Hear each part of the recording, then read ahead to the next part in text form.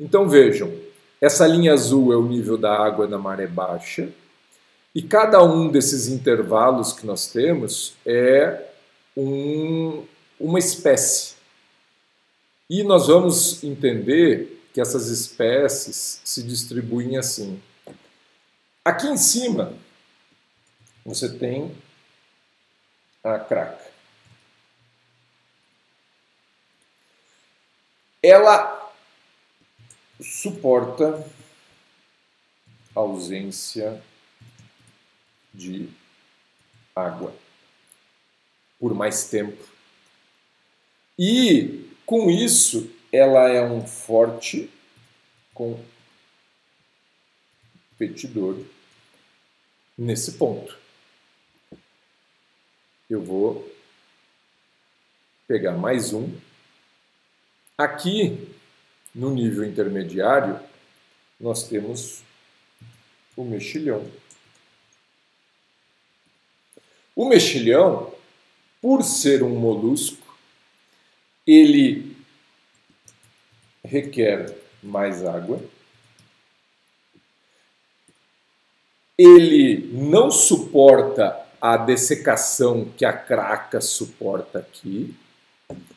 E, só que veja, a gente poderia dizer o seguinte: por que a craca, que é tão forte, não ocupa essa segunda faixa aqui?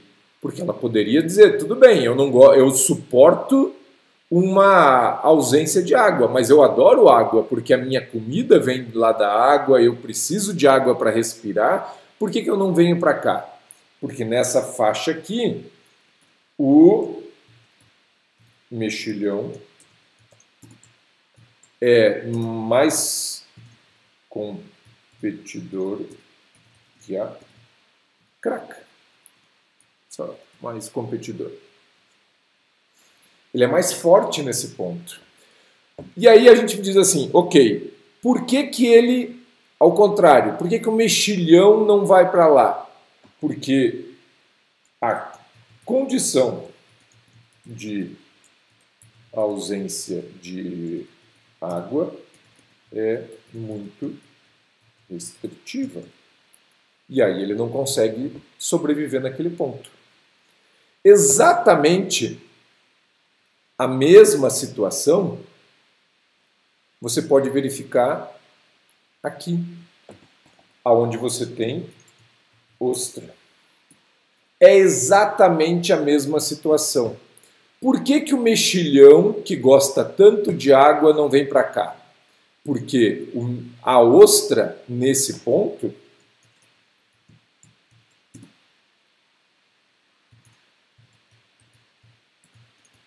ele é mais forte competidor. E por que a ostra não sobe para essa faixa? Simplesmente porque condição mais restritiva. Eita. Restritiva. Ok? O mexilhão tem a capacidade de suportar, ele tem a condição de suportar. Aqui, ele conseguiria viver aqui também, onde a ostra vive. Agora, ele só não consegue porque ele é limitado, porque a ostra é um melhor competidor nesse ponto. Agora, por que a ostra não consegue vir para cá? Primeiro, porque o mexilhão é um forte competidor, mas a condição de água que existe aqui não é suficiente para que a ostra consiga chegar aqui. Tá certo? Aí a gente está no nível d'água. Como é que vem aqui para baixo? Aqui embaixo nós temos uma coisa diferente. Algas verdes. Aqui. Aí nós temos...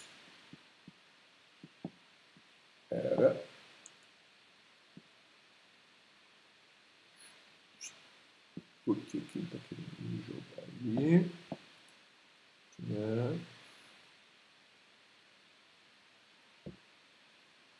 Aqui nós temos algas vermelhas.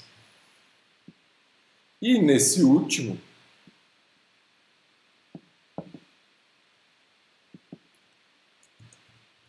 algas pardas. Veja, as algas verdes, elas estão nessa primeira faixa.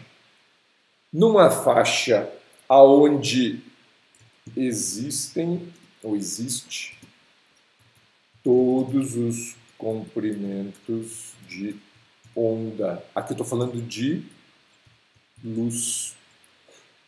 Então, essa alga verde, ela não consegue vir para essa segunda faixa, porque houve uma seleção dos comprimentos de luz. E com isso, aqui embaixo, já não existe o comprimento de ondas de luz que a alga verde precisa. Aqui em cima existe o comprimento para as algas vermelhas, tanto do que ela precisa quanto o que as algas verdes precisam. Entretanto, aqui na parte de cima, as algas verdes são mais forte competidoras. Elas não permitem que as algas vermelhas venham para cá, e as algas vermelhas não precisam nem se esforçar muito nessa região aqui, porque como não existe o recurso que essa alga precisa, agora nós estamos falando de um recurso, está vendo? A alga verde precisa de um determinado comprimento de onda. Esse comprimento de onda não existe nessa faixa. Então, ela simplesmente não tem um recurso necessário para sobreviver aqui. Para a alga vermelha, o recurso aqui em cima existe. Ela poderia viver aqui, porque existe todos os comprimentos de onda nessa faixa. Só que as algas verdes são fortes competidoras. E aí a alga vermelha não consegue se fixar. Tá? Da mesma forma, a alga parda. A alga vermelha não consegue descer, porque o comprimento de onda que ela precisa termina aqui e as algas pardas conseguem viver com apenas esses comprimentos. Se você mergulha, se você algum dia já usou cilindro para mergulhar, conforme você vai descendo na coluna d'água, você vai perceber que as coisas vão ficando pardas. Muitas vezes você pega uma estrela do mar no fundo totalmente marrom e quando você chega na superfície ela é laranja, brilhante, é uma coisa impressionante. Por quê? Porque naquela profundidade que você pegou, o comprimento de onda não chegou. Ele não tem aquele comprimento de onda que mostra a cor como a gente está acostumado, como a gente vê na superfície.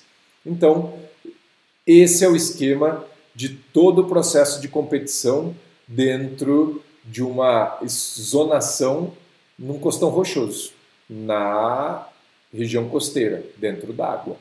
Tá certo? Como eu falei para vocês, veja só. Aqui você tem a zonação na parte de alga verde. As algas pardas ficam na região mais profunda, aqui nós não temos elas, assim como as vermelhas, tá certo? Mas era só para vocês verem que desse nível daqui para baixo que começa a ter a ocupação de algas. Por que elas não sobem mais? Porque elas precisam de água. Então ela não tem a condição hídrica de ter água para não ressecar e o restante não desce porque elas são melhores competidoras. E assim vai esse processo. Bom, a gente falou de algumas dificuldades no estudo de ecologia de populações, uma delas era definir a própria população, a outra era a questão dos indivíduos unitários e modulares. No nosso caso aqui, uma das grandes dificuldades que a gente tem é justamente o que a gente chama de relação entre diversidade conhecida e a descobrir. Veja o seguinte, vamos pegar aqui no caso dos insetos. Olha que loucura. Espécies conhecidas, aproximadamente 95 mil. Espécies estimadas, 1 milhão e mais de 1 milhão. Então veja, aqui ainda tem a estimativa mínima, olha lá, 800 mil. Veja, nós estamos no mínimo, ainda não conhecemos 90% das espécies de insetos que existem. Então veja, se lá no começo eu falei que a ecologia de comunidades estuda o processo de interação entre as espécies, o fato de você não conhecer uma grande quantidade de espécies acaba mostrando que você talvez não conheça quem é que está competindo com quem. Vamos imaginar uma comunidade, você encontra 2 espécies. E aí você acredita que uma esteja competindo com a outra. E que uma seja muito forte competidora. Entretanto, existem outras 9 ou 10, no caso de insetos, que nós sequer conhecemos e que você não sabe se ela é um forte competidor, se ela é um predador, se ela está ajudando, se ela está atrapalhando, até porque nós vamos ver na nossa próxima aula sobre relações harmônicas. As interações nem sempre são ruins, elas podem ser boas. Tá? Mas veja só que nós temos uma carência de informação muito grande. Então definir as interações é muito complicado e isso pode gerar um erro nas nossas conclusões. Um segundo ponto é a questão de técnicas de coleta de dados. Pensem da seguinte forma. Quando eu vou para campo, por exemplo, nos estudos que eu faço com pequenos roedores, como é que eu faço? Eu coloco armadilhas com isca para fazer a captura dos animais. E normalmente eu uso um tipo de isca única. Então, durante todo o período do trabalho, eu defino. Eu vou usar pasta de amendoim com milho e alguma outra coisa. Tá bem. Então, eu vou usar sempre essa isca. Nós mesmos, se nós imaginarmos que nós somos... Vamos imaginar a sociedade humana como diferentes espécies. Nós temos pessoas que gostam de vegetais, e nós temos pessoas que gostam de carne, e nós temos toda uma cadeia no meio dessa história entre aqueles que são só carnívoros e aqueles que são só vegetarianos. Entre as espécies de uma comunidade, você também pode ter isso. Então, quando eu afirmo, eu vou para campo, coloco uma armadilha, boto um tipo de isca e afirmo que minha comunidade foi amostrada, na verdade, eu coletei aquelas espécies que gostam do tipo de isca que eu utilizei. Tá certo?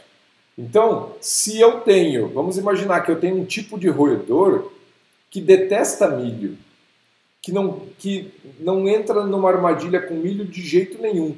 E ele é a espécie mais abundante que tem naquela região. E eu usei milho de isca. Significa que o meu resultado vai mostrar que ali não existe aquela espécie. Mas na verdade ela existe, só que ela não gosta da isca que eu estou utilizando. Perceberam como a técnica de coleta pode ser um influenciador muito forte? Quando eu boto armadilha fotográfica, por exemplo, espécies arborícolas dificilmente aparecem. Ou aparecem em menor proporção, muito menor proporção do que elas existem. Da mesma forma, se o meu equipamento for pouco sensível, espécies menores vão ser menos registradas do que espécies maiores.